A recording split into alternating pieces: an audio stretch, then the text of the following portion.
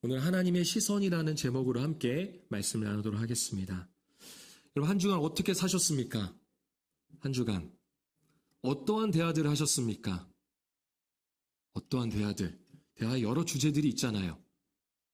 전화통화 하셨죠? 카톡도 하셨죠? 문자도 하셨을 겁니다. 어떤 내용들이 오고 가고 했습니까?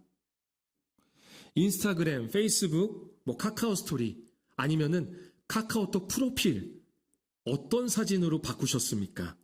어떤 글을 올리셨습니까? 인터넷이나 TV를 통해서 어떤 영상이나 글 또는 무엇을 검색하셨습니까? 대부분 내가 보기에 좋고 내 생각에 옳다고 여기는 내용들을 주제 삼아서 대화를 합니다. 또 내가 보기에 좋고 내가 생각하기에 옳다고 여기는 것들을 선택합니다. 그리고 그 선택은 행동으로 이어집니다. 여러분, 그렇다면 그 선택과 행동은 좋은 선택과 좋은 행동이었습니까? 내 기준에는, 내가 보기에, 내 눈에는 옳고 좋은 것일 수 있지만 하나님의 시선으로 볼 때도 그러했습니까? 오늘은 사사기의 마지막 사사인 삼손의 이야기를 통해서 무엇이 좋고 무엇이 옳은지에 대해서 함께 나누어 봤으면 합니다. 오늘 말씀에 삼손이 나오는데요. 이 삼손은 다른 사사들과는 좀 다르게 태어났습니다. 단이라는 지파에 마노아라는 사람이 있습니다. 단 지파에 마노아라는 사람이 있는데요. 삼손의 아버지이죠. 이 마노아의 아내에게 여호와의 사자가 나타나서 이렇게 말하는 겁니다. 너는 원래 임신을 못하지만 이제 임신할 거다.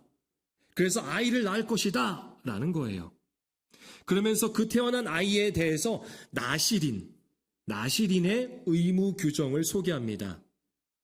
우선 나실인은요, 구별되어 하나님께 바쳐진 사람을 뜻합니다. 구별되어 하나님께 바쳐진 사람. 그래서 일반적으로 나실인은 특정 기간을 정해놔요. 예를 들어서 5살에서 20살 이렇게 정해놓으면 그 기간 동안은 나실인으로서 정결한 삶을 살아가야 되는 거예요. 세상과는 완전히 다르게. 비록 평범한 이스라엘 사람이지만 제사장처럼 엄격하게 정결 예법을 지켜야 하는 게 나실인입니다. 그리고 보통 하나님께 간절한 마음으로 기도하며 서원하는 경우가 대부분이었어요. 본인이 서원하거나 또는 부모가 서원하거나 그런 거죠. 그런데 삼손은 유일하게 사람이 서원하는 게 아니라 하나님의 명령으로 태어나자마자 곧바로 나실인이 된 예라고 말할 수 있습니다. 그리고 여호와의 사자는 삼손이 나실인으로서 의무를 다할 때 어떻게 될 것인지를 말해줍니다. 삼손이 나실인으로서 그 의무 규정을 다 지키면 어떻게 될 것이다 라는 것이죠. 그 본문이 바로 5절입니다. 우리 5절 말씀 같이 한번 읽어보겠습니다. 함께 읽겠습니다. 보라, 내가 임신하여 아들을 낳으리니 그의 머리 위에 삭도를 대지 말라. 이 아이는 태에서 나옴으로부터 하나님께 바쳐진 나실인이 됨이라. 그가 블레셋 사람의 손에서 이스라엘을 구원하기 시작하리라 하시니. 아멘. 삼손이 나실인으로서 의무 규정을 잘 지키면 어떻게 하신다고요? 블레셋 사람의 손에서 이스라엘을 구원시켜준다는 하나님이 약속을 하시는 겁니다. 그러면서 나실인의 의무 규정이 아래로부터 소개가 되고 있어요. 한번 넘겨주실까요? 예. 나실인이 지켜야 하는 의무 규정은 이렇습니다. 첫 번째는요, 포도주와 독한 술을 금지합니다. 항상 세상과 구별된 자로서 살아가야 되기 때문에 술을 금지합니다. 그런데 독특한 것은요, 삼손은 이보다 더 나아가서 성경에 보니까 포도나무의 소산을 먹지 말라고 합니다. 포도주가 아니라 포도나무의 소산. 그러니까 포도나무에서 나오는 모든 것들 말하는 거죠.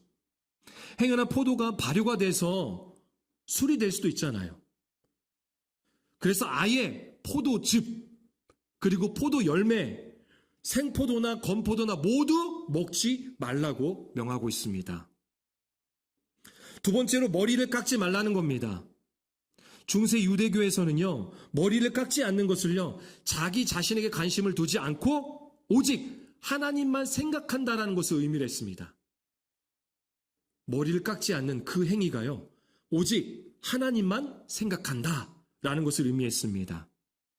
근데 다들 삼손의 이야기를 잘 아시겠지만 나중에 삼손이 어떻게 돼요? 머리를 깎이게 되죠. 세 번째는 부정한 것을 가까이 하지 않는 것입니다. 나시린은요, 부정한 것을 가까이 해서는 안 됩니다. 특히나 사람의 시체 또는 동물의 사체, 여기에 가까이 해서는 안 됩니다. 그래서 나시린은 죽은 동물은 물론이고 부모 형제가 죽었을 때에도 그들의 죽음을 가까이 하지 않았습니다. 그만큼 정결하게 살아야 하는 존재가 바로 나시린입니다. 삼손은 나시린으로 태어났습니다. 이스라엘의 구원을 위해서 하나님께서 그를 나시린으로 계획하셨습니다. 그렇다면 여러분, 삼손만 나시린일까요? 삼손만 구별되어 하나님께 바쳐진 자입니까? 아니죠. 오늘날 우리도 나시린입니다. 우리도 마찬가지죠. 예수의 그리스도의 피로 새롭게 거듭난 우리 모두가 하나님께 헌신된 영적 나시린입니다.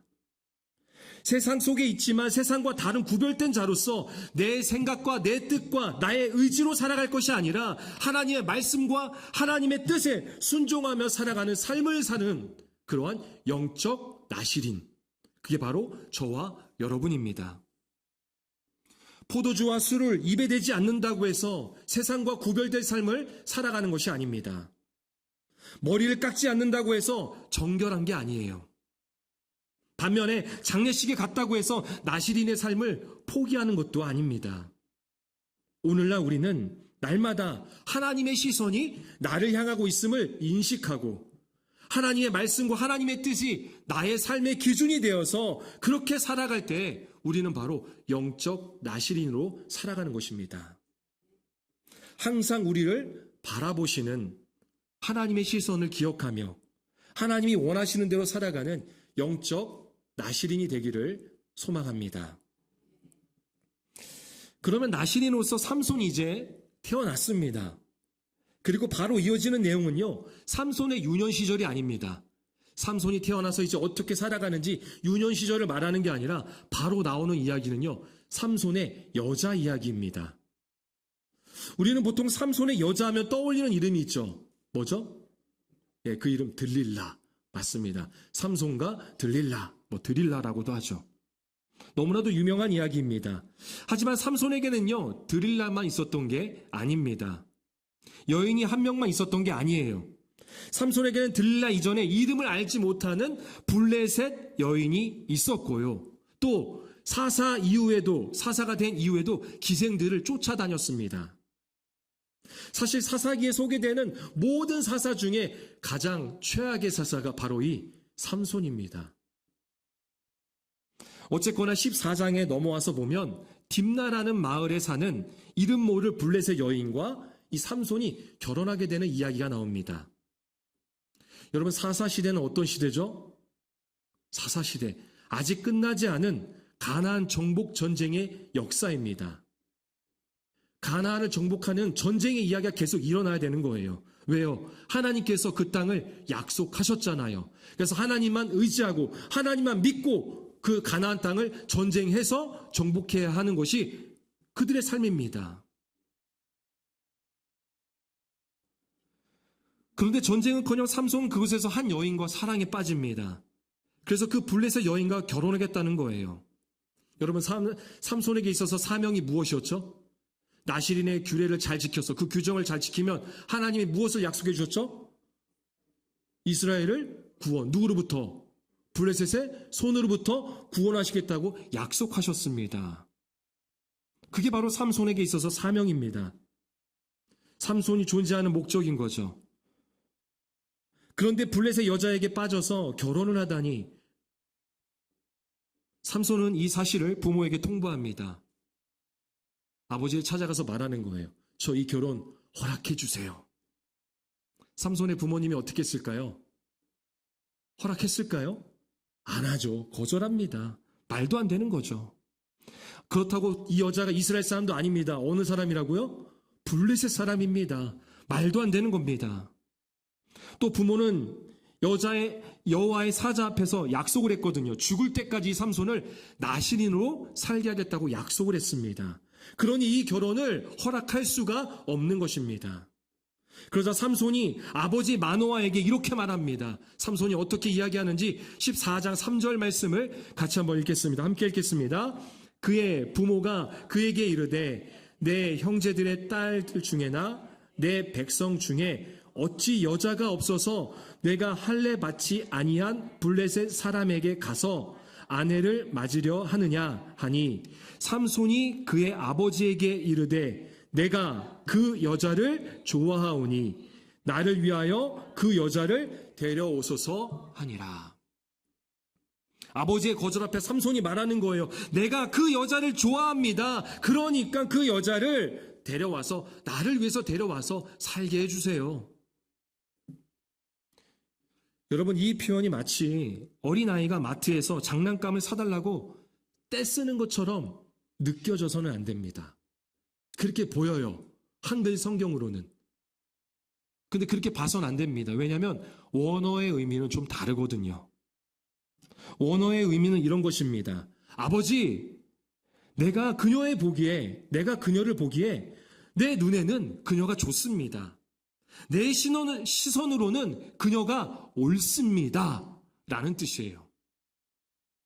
내 시선으로는 그녀가 좋습니다. 내 시선으로는 그녀가 옳습니다. 아버지 무슨 말을 한들 그녀가 옳아요. 내가 볼 땐 그래요. 라는 뜻입니다. 참 신기합니다. 그 많은 표현들 가운데 사사기를 기록한 저자는 왜 이러한 식으로 표현을 했을까요? 우리가 흔히 아는 대로 표현해도 되잖아요. 그녀가 이쁩니다. 그녀가 자꾸 생각납니다. 그녀는 일을 잘합니다. 그녀는 친절하고 매력이 있습니다. 그래서 난 정말 그녀 없이는 못 삽니다. 라는 표현을 쓸 수도 있잖아요. 그런데 사사기의 전하는 이렇게 기록하고 있는 것입니다. 내 시선으로는 그녀가 옳습니다.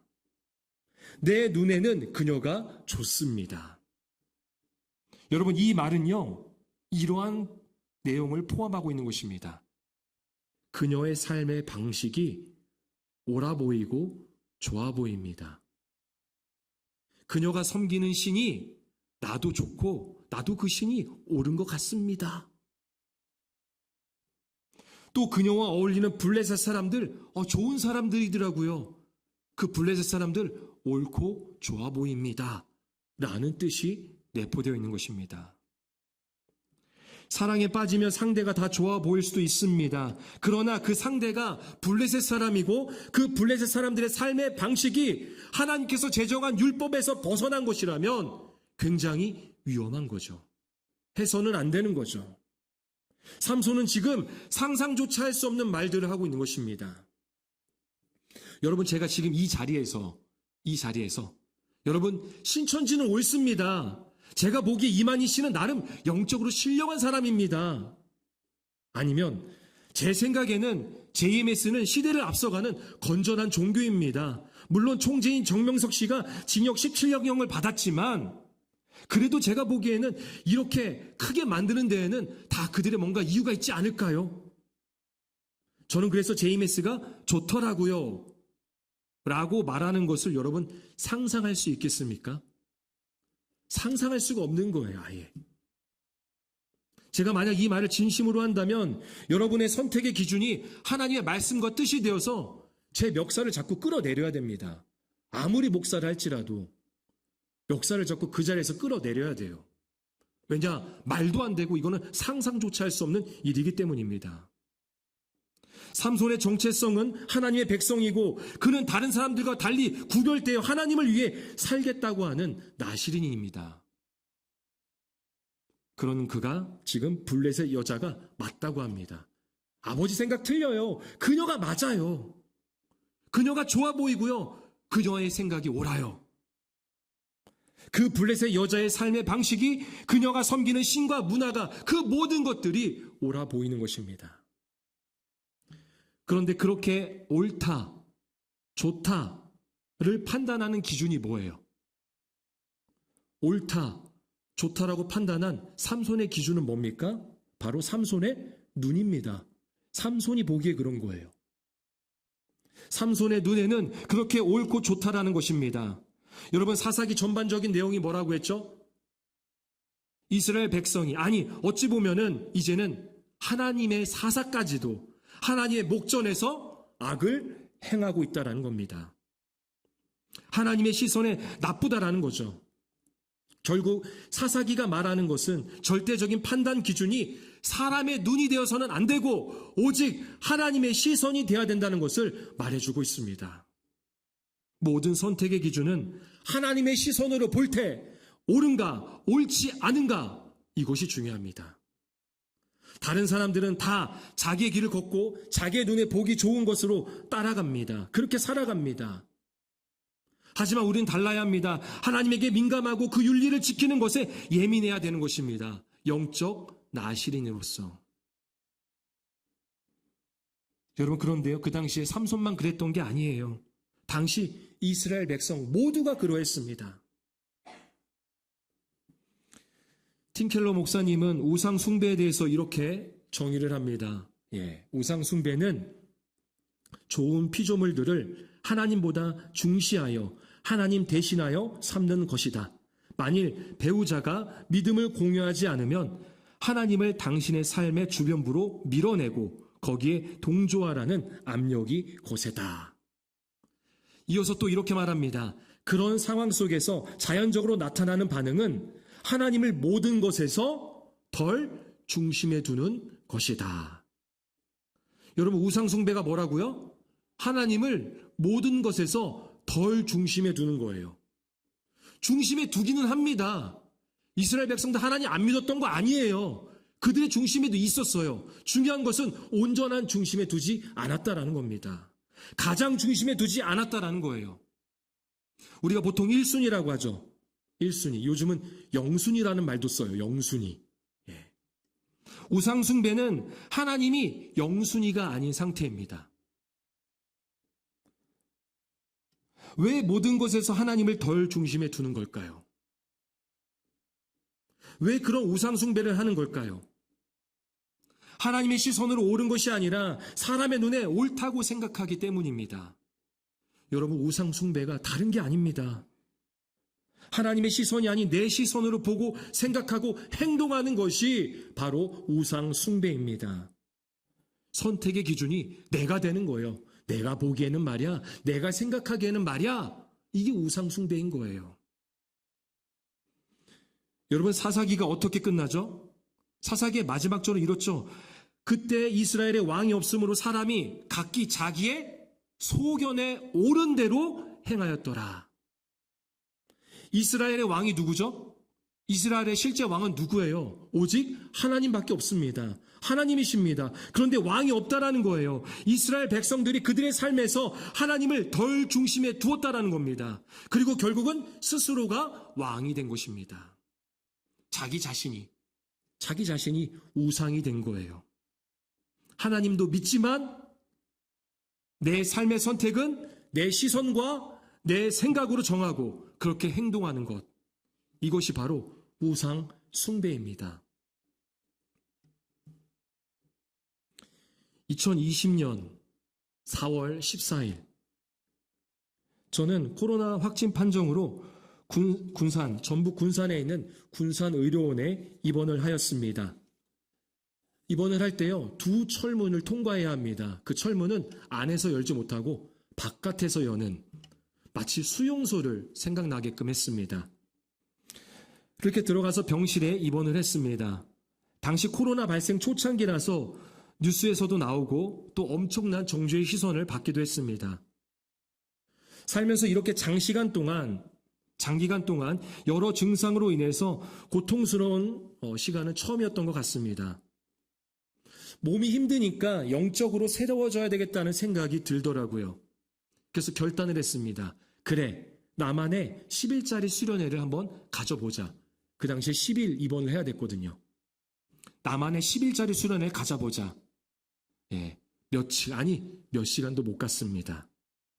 핸드폰과 함께하는 삶이 펼쳐졌습니다. 아파하면서도 드라마나 영화를 보고 있더라고요. 또 당시 섬기던 교회 성도님들의 많은 연락이 있었습니다. 목사님 건강은 어떠신지요? 가정은 어떠신지요? 통화하고 연락하고 하면서 그것이 위안이 되더라고요. 그런데 어느 순간 보니까 저는 그 연락에 위안을 삼고 그것으로 만족해버리는 어리석은 제 자신을 보게 되었습니다. 이 불편하고 힘들고 고통스러운 시간을 하나님이 나에게 왜 허락하셨는지, 왜 주셨는지 고민하고 묵상할 필요가 있었는데 그것은 잃어버린 채 사람들의 위로만, 그 위안만 삼고 있는 거예요. 그래서 저에게는 묵상할 필요가 있었습니다. 4일간 저희 아내 외에는 아무 연락을 받지 않았습니다. 그 당시 묵상을 통해서 하나님께서 주신 마음은요, 하나님의 시선으로 보는 것이었습니다. 사람들의 위로와 관심으로 하나님을 덜 중심에 두었던 나의 연약한 모습을 발견하고 모든 것에 하나님을 가장 중심에 두는 것, 누군가에게 위로받고 싶었던 마음이 저에게는 우상이었던 거예요. 나에게 이런 힘든 상황 속에서 누군가에게 위로받고 위안받고 싶었던 그 마음이 우상이었던 겁니다. 하나님 그거 필요 없어요. 우선 난 사람들이 그게 더 좋네요.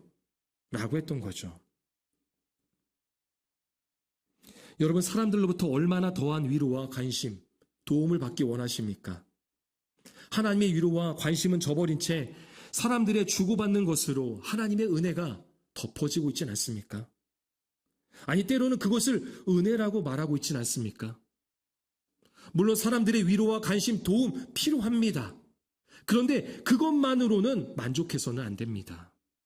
모든 것의 가장 중심에는 하나님이 있어야 하며 하나님의 위로와 관심을 받아야 합니다. 여러분, 삼손을 생각해 보세요. 삼손이 그의 사명을 언제 온전히 감당합니까?